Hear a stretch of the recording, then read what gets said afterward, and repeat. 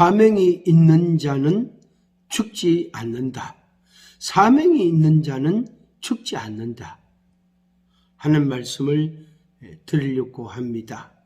지금 우리가 사는 시대를 100세 시대라 그래요. 근데 어떤 사람은 120세다 그러면 120세까지 살 수 있다 이런 이야기를 합니다. 근데 자세히 들여다보면 유병장수예요. 그러니까 병을 가지고 오래 산단 말이에요. 그 실제로 따지고 보면 그 치료비는 어디서 나오며, 그리고 그 육체의 고통은 얼마나 클까요?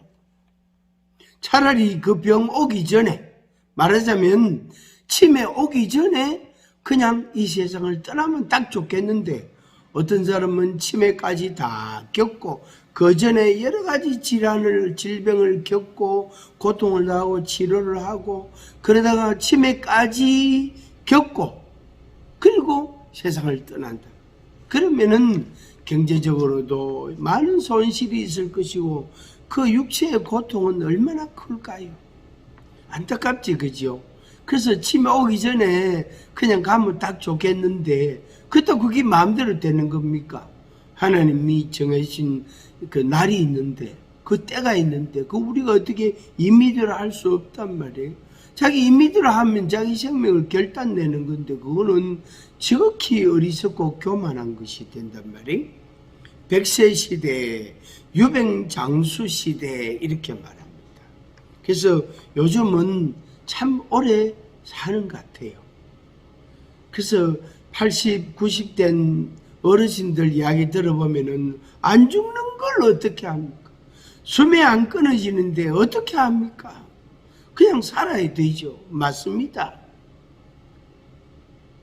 안 끊어지는 걸 어떻게 합니까? 옛날 같으면은 50년 전 같으면은 80부터면 그때는 80세 살아있는 분들이 극히 드물단 말이에요. 한 마을에 그저 한두 사람, 두세 사람밖에 없고 다 60, 70 되면 다 떠나가신단 말이에요.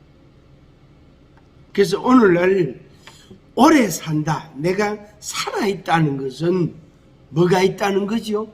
사명이 있다는 뜻이에요. 그래서 사명이 있는 자는 죽지 않는다. 한번 같이 해볼까요? 시작. 사명이 있는 자는 죽지 않는다. 한 번 더. 사명이 있는 자는 죽지 않는다. 그렇습니다. 아직 할 일이 남아 있습니다. 아직 할 일이 많이 있습니다. 해야 할 일, 못다한 일이 아직도 많이 있습니다. 시청자 여러분, 이 영상을 보신다면 여러분들은 살아있다는 뜻이고, 그리고 여러분들은 할 일이 있다는 말이에요. 그 할 일을 찾아서 하시기를 바랍니다.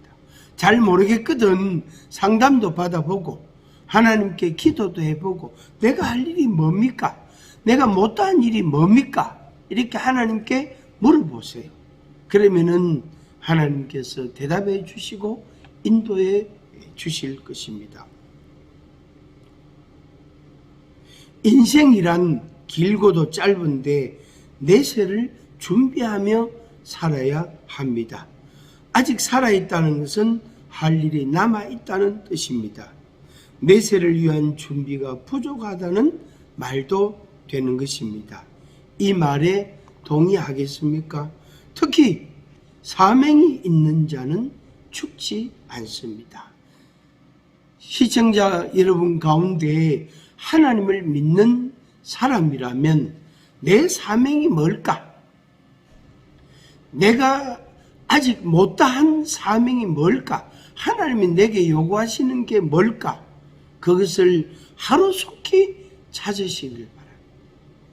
그렇게 해서 여러분 인생이 허송세월을 보내지 아니하고 무의미한 시간을 보내지 않고 값없이 그냥 물 흘러가듯이 시간만 보내는 그런 정말로 어리석고 게으른 자가 되지 않기를 바랍니다.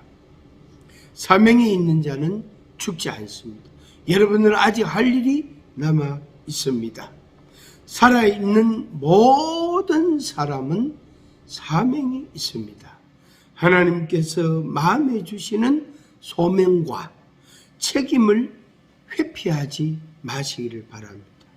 하나님의 부르심에 대하여 외면하지 마시기를 바랍니다.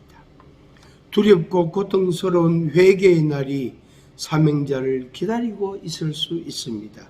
사명의 충성을 다하여 조금도 후회 없기를 바랍니다. 하나님은 영혼을 취하실 때, 다시 말해서 임종의 시간에 반드시 성결함이라는 성결함의 시간을 통과하게 하십니다. 쉽게 표현하면은 이 세상을 어떻게 살았느냐 그것도 중요한데, 마지막 임종을 몇 시간 남겨놓고 며칠을 남겨놓고 그 시간 동안에 그 사람의 영혼을 성결하게 하는, 깨끗하게 하는 작업을 하나님이 하십니다. 그래서 그 시간에 회개하는 사람들이 많습니다. 그런 사람 저는 많이 봤습니다. 저 사람은 참 믿음이 좋은 줄 알았는데 저렇게 회개할 게 많은 줄 몰랐다 그러면서, 아니 저렇게 많은 허물을 죄를 갖고 어떻게 살았지? 근데 그 보기에는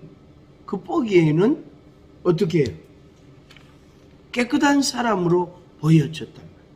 성결한 사람으로 보여졌단 말이에요. 그런데 하나님은 그냥 지나가지 않습니다. 우리 사람은 자세히 모르니까, 전부 다 알 수 없으니까 통과시킬 수 있어요.